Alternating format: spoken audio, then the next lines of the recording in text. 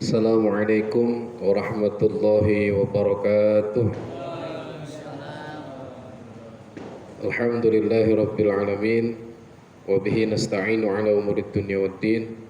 Wassalatu wassalamu ala asrafil anbiya'i wal mursalin wa ala alihi wa sahbihi wa sallim ajma'in. Rabbi israh li sadri wa yassir li amri wahlul 'uqdatam min lisani yafqahu qawli.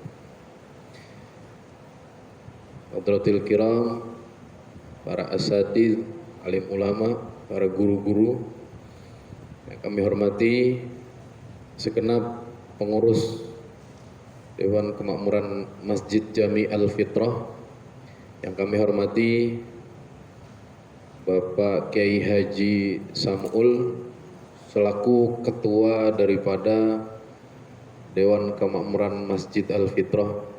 Semoga beliau panjang usia dalam kesehatan dan ketaatan kepada Allah Subhanahu wa taala. Juga Ustadz Jaswanto, kemudian Bapak-bapak yang hadir pada kesempatan malam hari ini, juga untuk pemirsa Om Firman Channel dimanapun berada.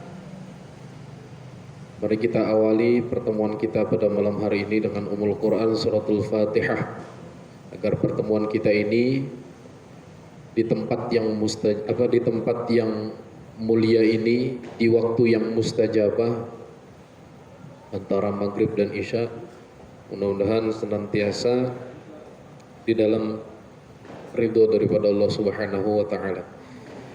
Biridhoillah wa li syafaati Rasulillah binniyatin salihah. Al-Fatihah. A'udzu billahi minasy syaithanir rajim. Bismillahirrahmanirrahim. Alhamdulillahi rabbil alamin arrahmanir rahim maliki yaumiddin. Iyyaka na'budu wa iyyaka nasta'in. Ihdinas siratal mustaqim. Siratal ladzina an'amta 'alaihim ghairil maghdubi 'alaihim waladdallin. Amin. Fatihah lagi.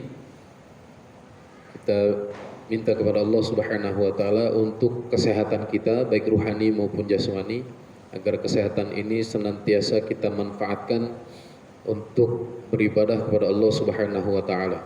Juga apabila sanak famili kita, kerabat kita, orang tua, anak-anak, kemudian tetangga kita ada yang sedang sakit, mudah-mudahan dengan ziyadah Fatihah ini Allah angkat penyakitnya, Allah sembuhkan sebagaimana sedia kala.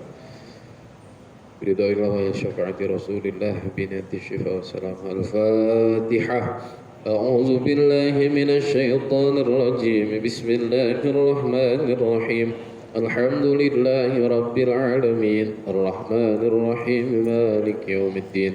Iyyaka na'budu wa iyyaka nasta'in. Ihdinas siratal mustaqim. Siratal ladzina an'amta 'alaihim ghairil maghdubi 'alaihim waladdallin. Amin.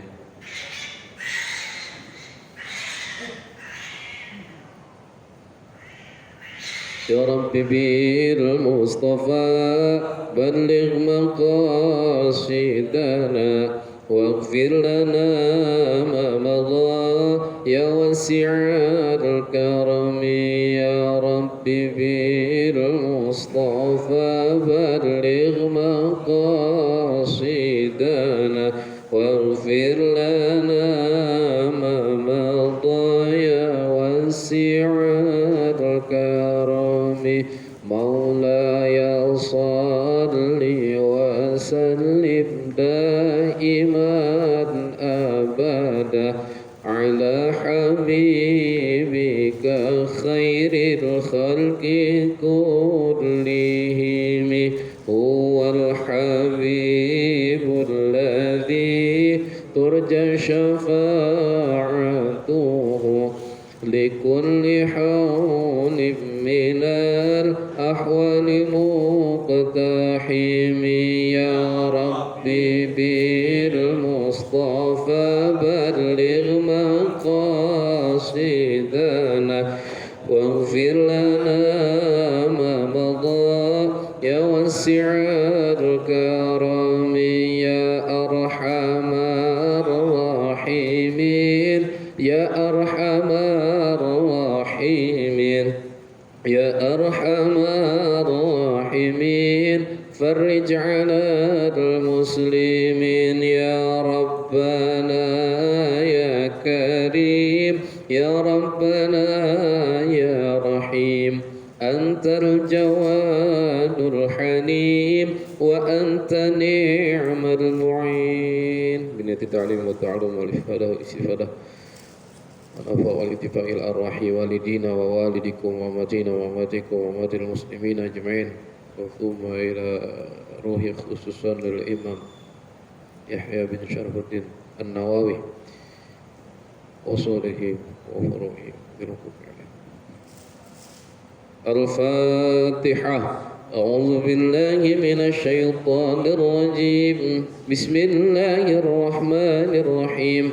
الحمد لله رب العالمين الرحمن الرحيم مالك يوم الدين إياك نعبد وإياك نستعين اهدنا الصراط المستقيم صراط الذين أنعمت عليهم غير المغضوب عليهم ولا الضالين رب اغفر لنا وللمؤمنين آمين.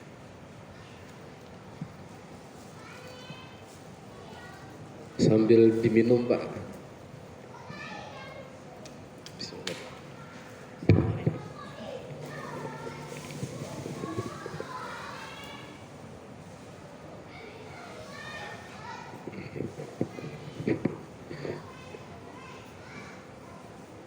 Qala al-muallifu rahimahullah wa nafa'ana bihi wa bi'ulumihi fid dharaini amin. Al-haditsu tsamina asyara. Hadis yang ke-18 dalam kitab Arba'in An-Nawawi. An Abi Dzarrin Jundub bin Junadah wa Abi Abdurrahman Mu'adz bin Jabal radhiyallahu anhuma an Rasulillah sallallahu alaihi wasallam qala ittaqillaha haitsuma kunta wa atbi'is sayyi'atal hasanata tamhuha wa khaliqin nas bi khuluqin hasanin rahul bukhari rahut Tirmidzi wa qala haditsun hasan wa fi ba'din nusakh hasanun sahih. Hadis yang ke-18 dari Abi Dzar Jundub bin Junadah dan dari Abi Abdurrahman Mu'adz bin Jabal radhiyallahu anhuma yang Allah ridho kepada mereka berdua ya, Abu Dzar dan Mu'adz bin Jabal. An Rasulillah sallallahu alaihi wasallam dari Rasulullah sallallahu alaihi wasallam qala bersabda ittaqillaha takutlah kepada Allah bertakwalah kepada Allah haitsuma kunta dimanapun berada. Wa'atbi'i sayyi'atal hasanata wa'atbi'i sayyi'atal hasanata dan ikuti as-sayyi'ata kemaksiatan atau perbuatan buruk al-hasanat dengan kebaikan tamhuha yang menghapus kebaikan itu atas keburukan wa khaliqin nas dan pergaulilah manusia bi khuluqin hasanin dengan akhlak yang baik. Hadis riwayat Imam Tirmidzi, dikatakan hadis ini hadis hasan dan di sebagian yang lain dikatakan hadis ini hasan sahih. Ya, ini dari hadis ke-8 ini dari Abi Dzar dan dari Abi Abdurrahman. Abi Dzar ini perlu diketahui, jadi Abi Dzar ini masuk Islam itu di awal-awal periode Mekah. Jadi Abi Dzar Al-Ghifari ini atau yang nama aslinya adalah Jundub bin Junadah. Beliau adalah orang Ghifar, suku Ghifar yang tinggalnya antara Mekah dan Madinah. Jadi ada suku di sana, suku Ghifar namanya. Nah, beliau ini masuk di periode awal Islam. Konon beliau ini orang ke-5 atau ke-6 dari As-Sabiqunal Awalun. Jadi ketika Rasulullah SAW diutus kemudian menyebarkan ajaran Islam di kota Mekah, dengar tuh. Jadi Abi Dzar ini dengar. Nah, kemudian dia mengutus saudaranya untuk mencari informasi ke kota Mekah, bahwa di kota Mekah ada seorang nabi yang membawa agama baru. Berangkatlah saudaranya. Singkat cerita, saudaranya balik ke kabilah itu, Al-Ghifari tadi. Ketemu Abi Dzar, kemudian cerita, bagaimana sudah ke Mekah? Apa yang kau lihat? Betul, ada nabi baru. Dan dia mengajak orang untuk berbuat baik dan mencegah orang untuk berbuat mungkar. Nggak puas tuh Abi Dzar Al-Ghifari, nggak puas. Akhirnya dia berangkat sendiri.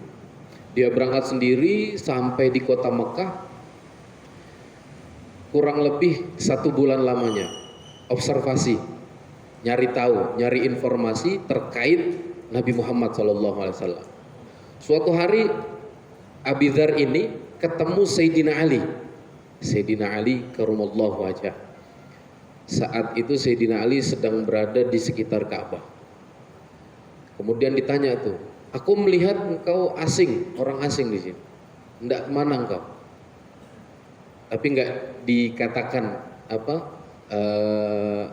maksud dan tujuannya. Diajaklah ke rumah. Orang Arab tuh biasa begitu, Pak. Jadi kalau ada orang asing diajak ke rumah, dijamu, dianggap sebagai tamu. Nah, dijamu sama Sayyidina Ali. Besoknya ketemu lagi, masih ada nih Abi Dzar Al-Ghifari ini. Kemudian, kok kamu masih ada di sini? Terus kata Abi Dzar, kalau aku katakan maksud dan tujuanku, tolong dirahasiakan, karena kalau ini menyebar khawatir akan menjadi fitnah. Karena periode Mekah itu Muslim itu masih dimusuhi sama orang kafir Quraisy. Diceritakanlah, aku kesini dalam rangka mencari Nabi Muhammad SAW yang diutus di Mekah ini. Kata Sayyidina Ali, pas kamu mendatangi orang yang tepat. Diantar sama Sayyidina Ali, kamu ikuti saya.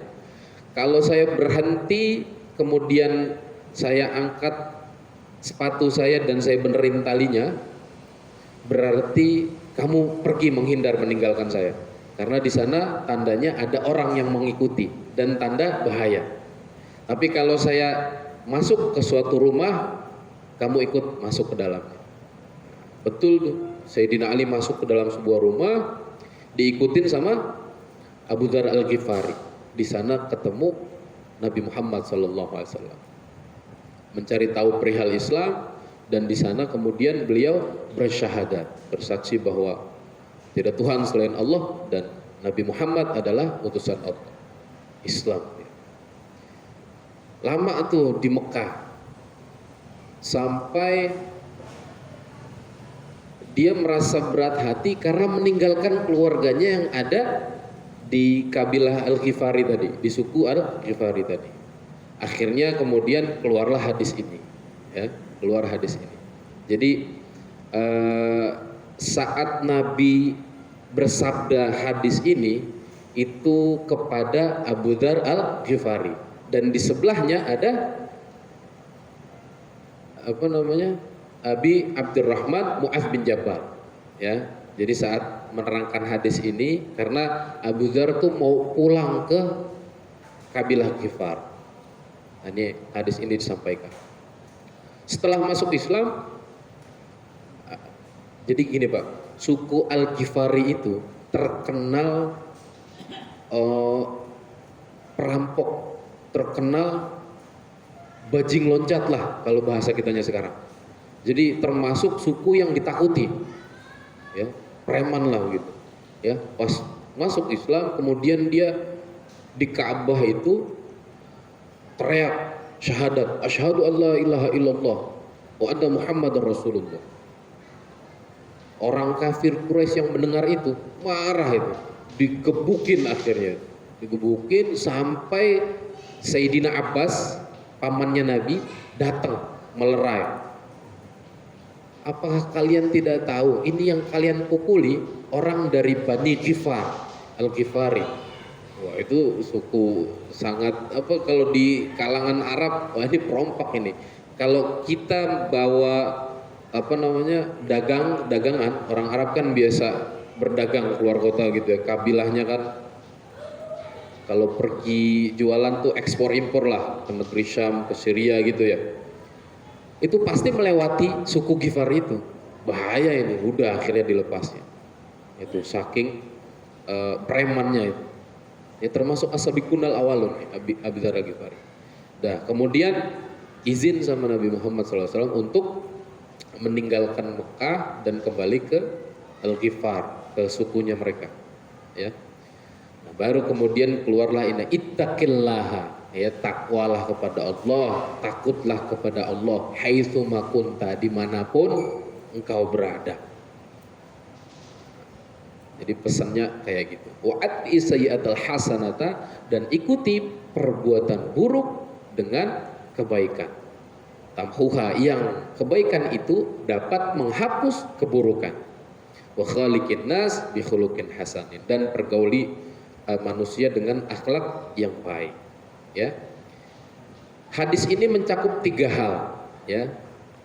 3 ketentuan hukum. Di sana ada hak Allah, kemudian hak seorang mukallaf, kemudian ketiga hak para hamba. Amal haqqullahi ta'ala, adapun haknya Allah ta'ala, fahaitsu ma kunta, dimanapun engkau berada, fattaqih, ya bertakwalah kepadanya, fa innahu nazirun ilaika, maka sesungguhnya Allah melihat kepadamu, wa raqibun 'alaika, dan Allah tuh dekat, senantiasa mengawasimu. Ya, itu hak Allah. Jadi yang pertama hak Allah adalah harus kita penuhi, bahwa kita harus bertakwa kepada Allah. Takwa bagaimana? Takwa apa? Bang Deni, Bang Dani, takwa, takut istri tua katanya. Takwa itu kalau secara global takwa ya meninggalkan segala larangannya, menjalankan segala perintahnya, dan menjauhi segala larangannya. Itu kalau khotib-khotib sering baca lah itu.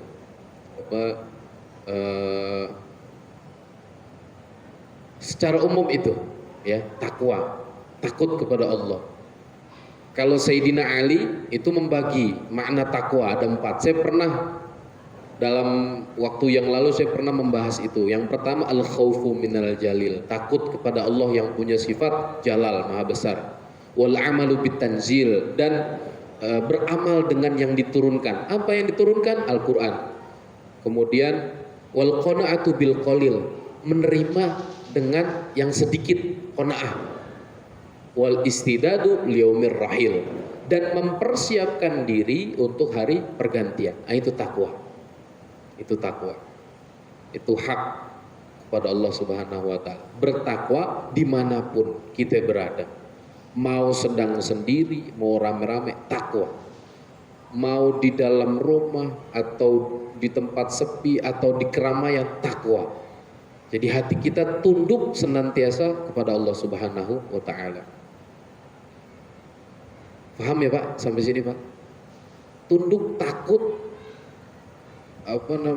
ya takut kepada Allah Subhanahu wa ta'ala. Senantiasa kita beranggapan bahwasanya Allah senantiasa mengawasi kita, melihat kita.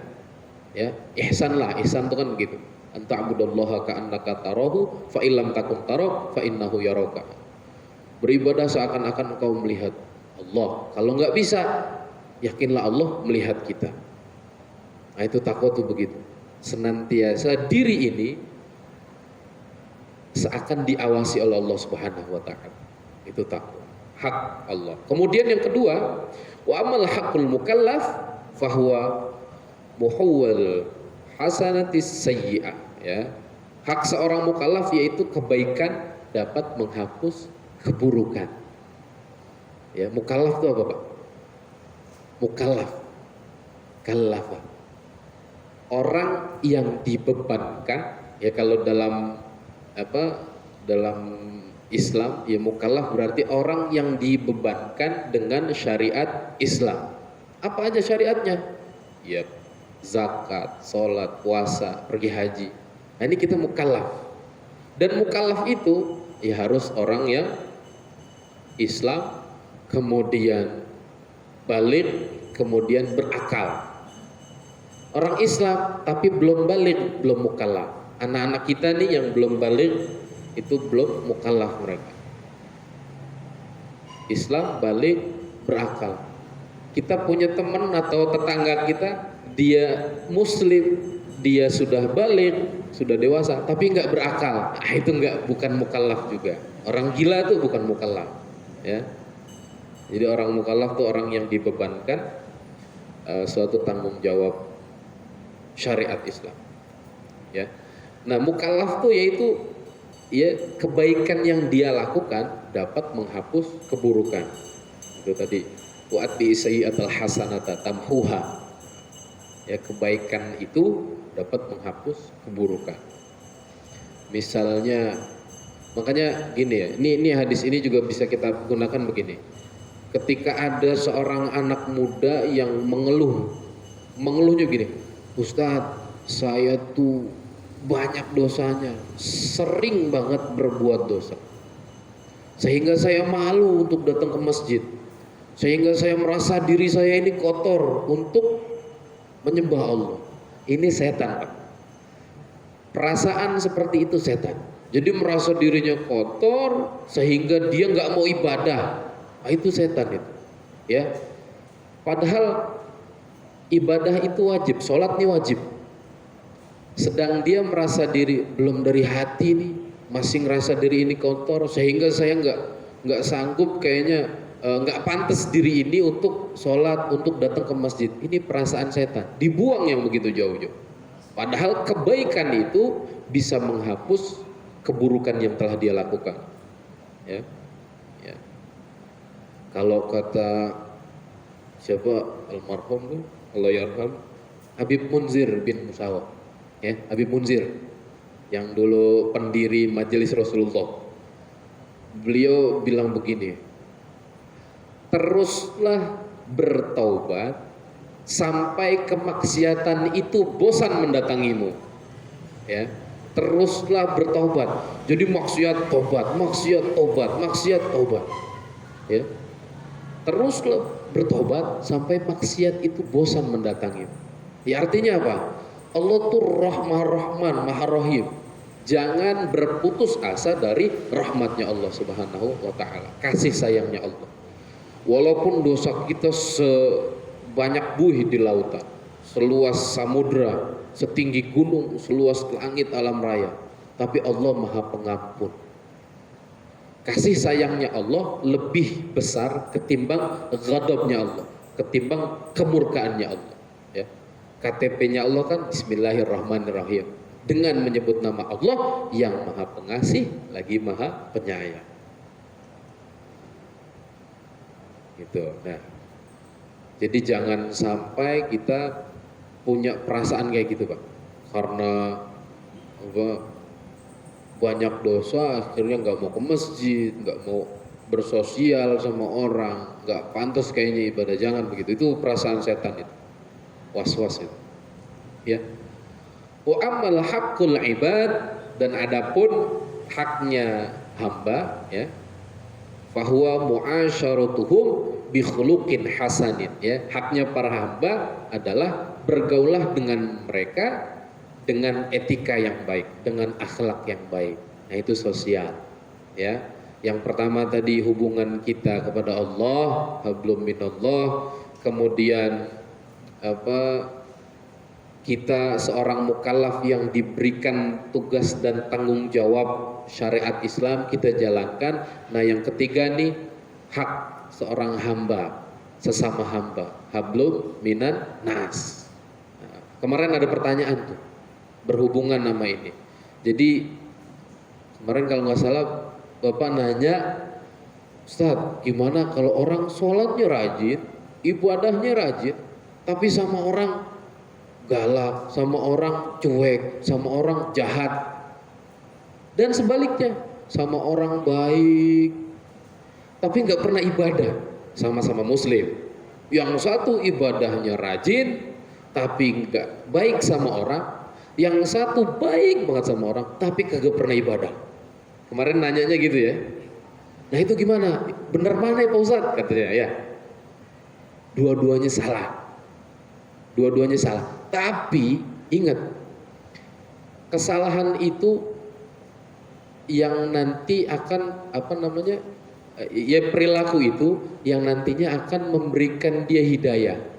Ya, karena begini, kenapa saya bilang salah? Satu, dia ibadahnya rajin, tapi sama orang nggak baik, nggak bisa sosialisasi. Ya padahal kita masuk makhluk sosial. Sama orang nipu, ngebohong, kemudian hartanya orang diambil, maling segala macam. Walaupun ibadahnya rajin, itu bener hablum minallahnya bagus, tapi hablum minannasnya berantakan. Salah. Ya, mudah-mudahan dengan ibadahnya dia kepada Allah itu mendapatkan hidayah sehingga dia sama manusia juga jadi baik. Nah sebaliknya, orang yang baik sama manusia tapi gak pernah ibadah, salah juga. Karena ketika dia baik, dia bisa baik sama hamba Allah, sama manusia, tapi apa yang ngasih hidup kok dia gak bisa baik.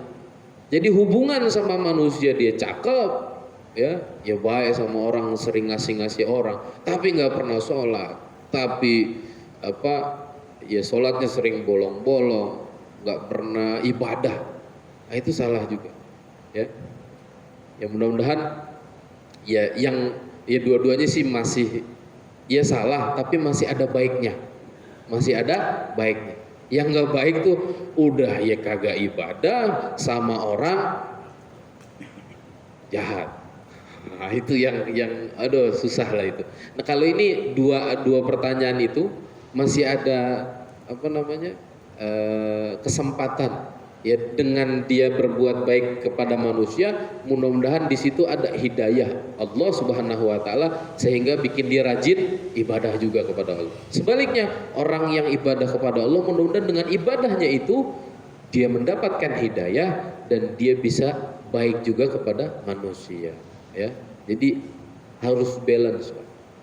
Ya, hablum minallah kita baik, hablum minannas baik. Hablum minallah hubungan vertikal kepada Allah, hablum minannas hubungan horizontal kepada sesama manusia. Nah, 3 hak tadi ya. Nah kemudian ada nasihat ya ketika Ummu Dzar, istrinya Abu Dzar Al-Ghifari, ya, Jundub bin Junadah, punya istri, ya. Istrinya ditanya terkait ibadahnya Abu Dzar Al-Ghifari. Dia itu bagaimana sih ibadahnya? Jadi Abu Dzar Al-Ghifari ini terkenal zuhud, Pak. Zuhud itu ya cerai dengan dunia. Udah mikirnya akhirat. Ya terlalu akhirat sebenarnya. Misalnya begini, udahlah hidup di dunia cuman sesaat, udah ibadah aja yang mantap gitu. Lah kalau orang kayak gitu semua, misalnya kayak gitu semua, ya kagak kerja kita, ya kan, nggak nyari nafkah kan gitu ya.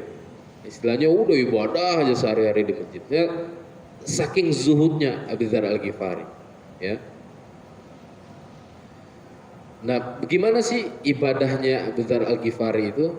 Jadi Abu Dzar Al-Ghifari itu ketika siang, seluruh siangnya dia fokuskan bertafakur kepada Allah Subhanahu wa taala. Ya. Nah, ini di riwayat ini dari Sufyan Ats-Tsauri radhiyallahu anhu bahwa beliau berkata, pernah datang Sayyidina Abu Dzar, lalu orang-orang menemui beliau, lalu beliau berkata begini, bukankah kalian melihat jika salah seorang di antara kalian hendak pergi, ya, kita ini mau pergi, pasti bawa bekal kan Pak? Mau ke Jogja pasti bawa bekal tuh, ya bawa baju ke, bawa minum, bawa makanan. Atau kita mau yang deket nih ke kebun binatang Ragunan, pasti bawa bekal, ya. Apakah lagi ketika kita nih kan hakikatnya sedang menuju akhirat Pak, ya. Kita nih sedang menuju akhirat, kata Abu Dzar gitu, ya. Kata Abu Dzar Al-Ghifari itu, bukankah ketika engkau melihat orang yang mau bepergian pasti dia membawa bekal. Nah, kita nih hidup di alam dunia ini hakikatnya menuju akhirat. Bekal apakah yang sudah kita bawa, sudah kita persiapkan untuk di akhirat sana? Padahal perjalanan itu jauh Pak. Akhirat itu Masya Allah jauh, jauh. Yang dekat tuh, yang dekat kita nih, misalnya ada acara di mana? Di Jogja. Jogja masih dekat. Yang jauh akhirat, ntar tunggu kita meninggal dulu baru ketemu akhirat kan gitu. Jauh akhirat. Tahap pertama akhirat tuh alam barzah. Kemudian nanti ada alam kebangkitan, alam mahsyar. Kemudian ada mizan di sana, timbangan. Kemudian setelah ditimbang ada sirat, nyebrang tuh, jembatan sirat. Panjang, akhirat tuh jauh, ya. Nah, ini bekal yang disampaikan oleh Abu Dzar Al-Ghifari, ya. Satu, berhajilah. Haji itu untuk menghadapi perkara besar di akhirat kelak. Kemudian kedua, berpuasa, ya. Puasa untuk menghadapi terik lamanya di padang mahsyar. Kalau haji perkara besar akhirat, kemudian puasa itu untuk menghadapi teriknya alam mahsyar. Ya, kalau puasa kan kuat ya, dilatih itu bekalnya. Kemudian yang ketiga, sholat 2 rakaat di waktu malam, qiyamul lail, ya, untuk menghadapi sepinya alam kubur, ya. Kemudian yang keempat, berkata baik atau diam. Walyaqul khairan aw liyasmut, ya, berkata baik. Kalau nggak bisa berkata baik, ya udah diam. Kemudian bersedekah. Yang keenam, jadikan dunia itu 2 majelis. Ini pesan Abu Dzar Al-Ghifari. Yang pertama, cari yang halal, ya, mencari bekal untuk akhirat. Ya, mencari yang halal, kemudian mencari bekal untuk akhirat. Terus jadikan harta itu ya dibagi 2 juga. Yang satu untuk keluarga, kemudian yang satu untuk bekal akhirat. 7 bekal dari Abu Dzar Al-Ghifari.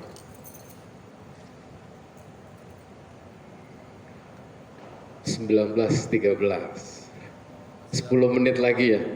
Ya, 15 menit lagi. Ya, kita singkat saja. Intinya begini. Jadi dikatakan di sini, takutlah kepada Allah dimanapun kita berada.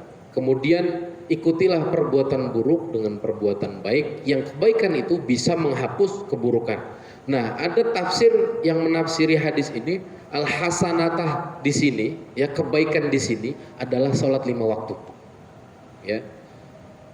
Iya kita maksiat, iya kita berbuat salah. Tapi sholat 5 waktu ini, yang kebaikan yang diartikan sholat 5 waktu ini dapat menghapus kesalahan kita, dapat menghapus kemaksiatan kita. Sholat tuh jalanin dari subuh ke zuhur, dosa dari sebelum zuhur sampai subuh diampunin. Dari zuhur ke asar, dosa yang sebelum asar, dari zuhur ke asar diampunin ketika asar. Asar ke maghrib, dosa dari asar ke maghrib, misalnya kita berbuat maksiat atau dosa, diampuni ketika maghrib. Maghrib ke isya, isya ke subuh, begitu seterusnya. Makanya jangan sampai lepas sholat 5 waktu. Al-hasanah di sini ada yang mengartikan, ada yang menafsiri kebaikan ini adalah sholat 5 waktu. Terakhir nih Pak, ya, terakhir ada kisah menarik, ya, terkait dengan apa di kitab apa namanya, apa ya, syarahnya Arba'in An-Nawawi ini, Majalisus Saniyah, ya, kitab Majalisus Saniyah. Di sana ada kisah ada seorang yang sedang berlayar, ya, seorang dan kelompoknya berlayar di perahu di tengah laut. Di tengah laut itu kemudian muncul sesosok manusia, pokoknya sesosok lah, entah jin entah manusia, muncul di tengah laut. Kemudian ini sosok ngomong, ada padaku satu kalimat yang aku akan jual dengan 1000 dinar. Yang nantinya ini kita kenal dengan ayat 1000 dinar. Ya. Nah, dari kelompok yang ada di perahu ini ada satu orang, saya akan bayar kalimat yang baik itu dengan 1000 dinar. 1000 dinar itu seharga satu dinar itu perunggu, Pak.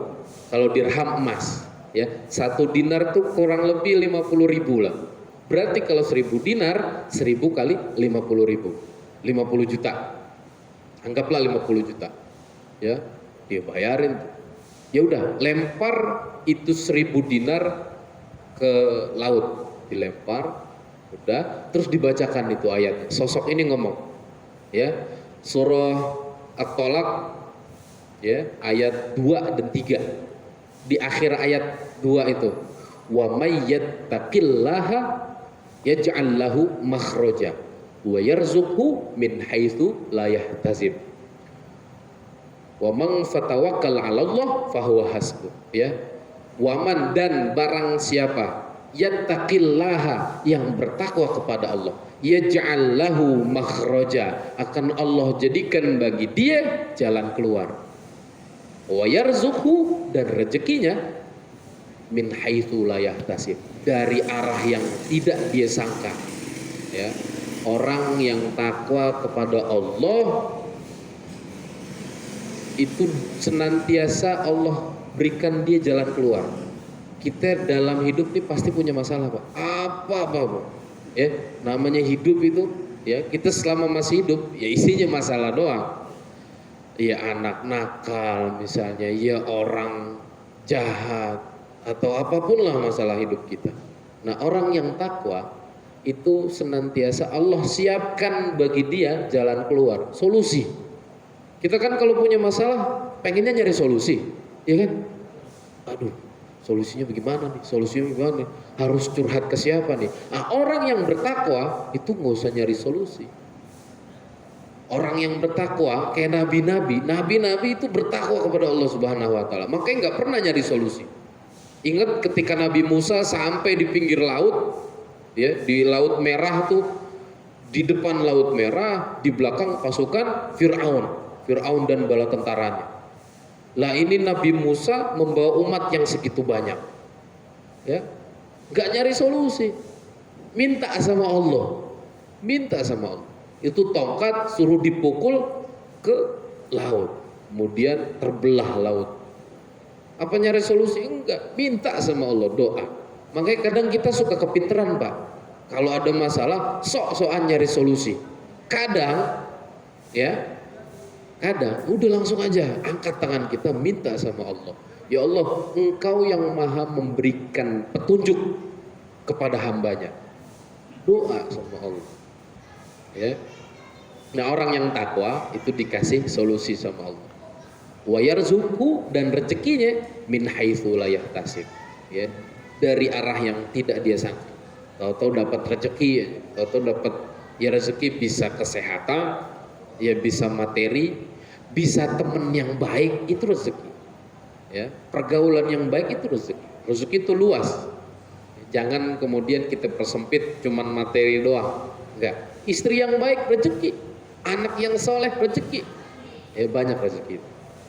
Nah, kemudian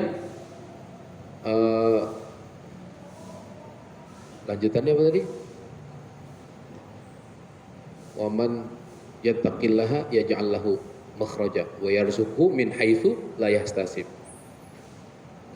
Wa may yatawakkal 'ala Allah fahuwa hasbuh. Nah, orang yang bertawakal kepada Allah, Allah akan mencukupi kebutuhannya. Nah, itu ayat 1000 dinar tuh, Pak. Nah, ini dikasih tuh ayat tuh, habis dia lempar 1000 dinar ke laut, kemudian dikasih nih ayat, hafalkan. Hafalin nih orang. Setelah dia hafal, retak itu perahu terbelah, kecebur semuanya orang, dia juga kecebur, tapi cuman dia yang selamat. Dia terbawa ombak sampai di tepi pantai, ya, di suatu pulau, yang pulau itu cuman ada penghuni perempuan cantik. Kaget itu orang, loh, ditanya itu, ngobrol lah akhirnya di situ. Terus perempuan ini cerita, saya ini juga terdampar di sini, dan setiap sore atau malam atau pagi ada sesosok jin yang dia datang di sudut, misalnya di tepi pantai itu, dan dia mau menggoda saya, tapi saya dilindungin sama Allah Subhanahu wa taala. Kata nih perempuan. Nah, terus si yang tadi selamat nih, yang dapat ayat 1000 dinar ini, kemudian dia ngomong, taruh saya di suatu tempat yang saya bisa melihat jin itu yang ingin mengganggumu, tapi jin itu tidak bisa melihat saya. Dikasih itu, ditempatin di balik batu yang dia bisa ngelihat jin itu, tapi jin itu gak bisa ngelihat dia. Muncul tuh, bener tuh, muncul jinnya, kemudian dari kejauhan dia baca itu ayat 1000 dinar, ya. Wa may yattaqillaha yaj'al lahu makhraja wa yarzuqhu min haitsu la yahtasib wa yatawakkal 'ala Allah fa huwa hasbuh. Kebakar itu jin, mati, hilang. Nah, terus seneng nih perempuan. Akhirnya yang mengganggu dia hilang. Digandeng ini lelaki, diajak ke dalam goa. Nah, goa itu ternyata isinya emas, berlian, segala macam harta karun ada di goa itu. Ya, gak lama ada kapal yang datang, ya, kapal datang lewat situ, dan ini lelaki ngasih tanda biar diselamatin sama kapal itu. Kapal itu nyandar, kemudian orang-orang yang di kapal itu ikut turun dan ikut membawa emas, perak, berlian, permata yang ada di dalam gua, dan mereka pulang dengan kapal tadi. Diamalin nih Pak, ayat 1000 dinar, surah At-Tolak ayat 2 dan 3. Wa may yattaqillaha yaj'al lahu makhraja wa yarzuqhu min haitsu la yahtasib wa may yatawakkal 'ala Allah fa huwa hasbuh. Ya, sampai di sini, ya, intinya kita kudu bertakwa kepada Allah Subhanahu wa taala di mana aja, dan tetap mengerjakan kebaikan untuk menghapus dosa-dosa kita, ya. Dan berhubungan dengan manusia harus dengan akhlak yang baik. Ya, mudah-mudahan ada manfaatnya.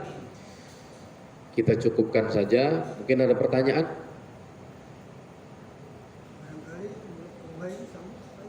Ya. Muraqabah itu pengawasan Allah Subhanahu wa taala. Kenapa?